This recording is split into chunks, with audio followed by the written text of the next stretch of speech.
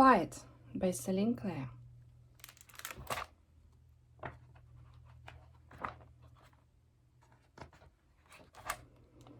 Mr. Martin liked peace and quiet.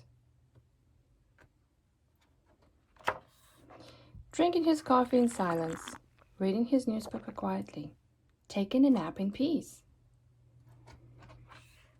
Yes, what Mr. Martin liked most of all was quiet! His neighbors knew this, so they tried to do everything quietly.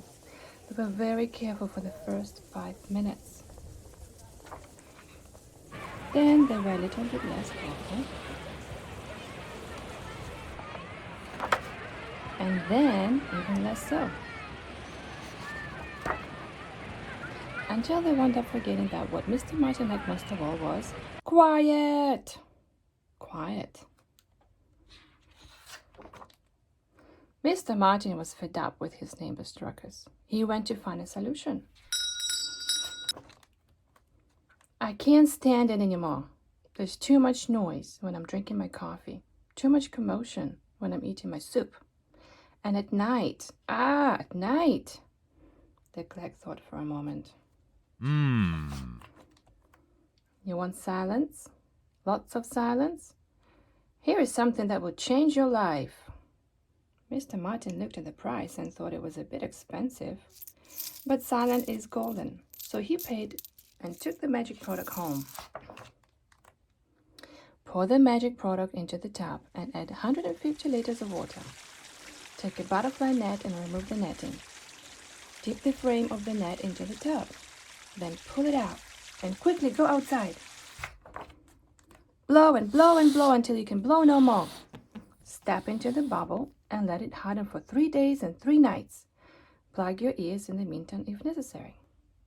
And listen to the silence.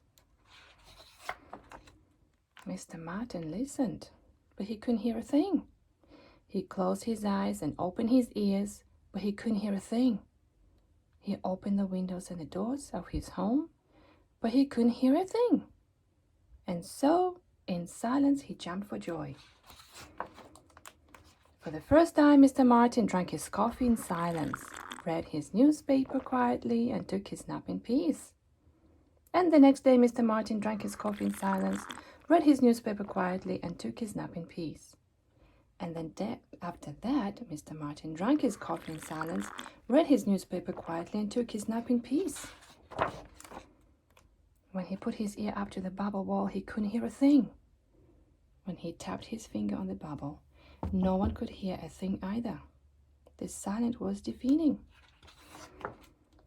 Mr. Martin wondered, could anyone see him? Could anyone hear him?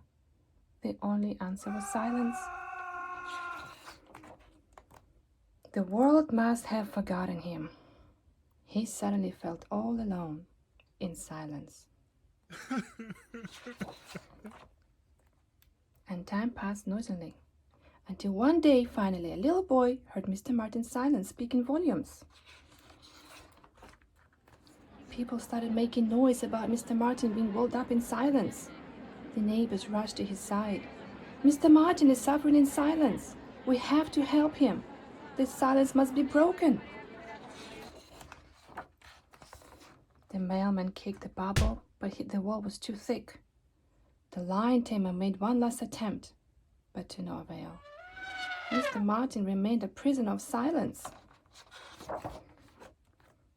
So the children, whose voices were so clear and bright, looked at one another. They opened their mouths, filled their lungs, set their vocal cords in motion, and a sound came out, small, soft, but not quite enough. They let it build, grow louder, grow deeper, amplify, so much so that the sphere vibrated and split in long zigzag that spread and widened. And the bubble burst into 20,000 pieces with a tremendous bang, and Mr. Martin exploded with joy. He had liked the sound so much that his neighbors were speechless. Suddenly, a car honked.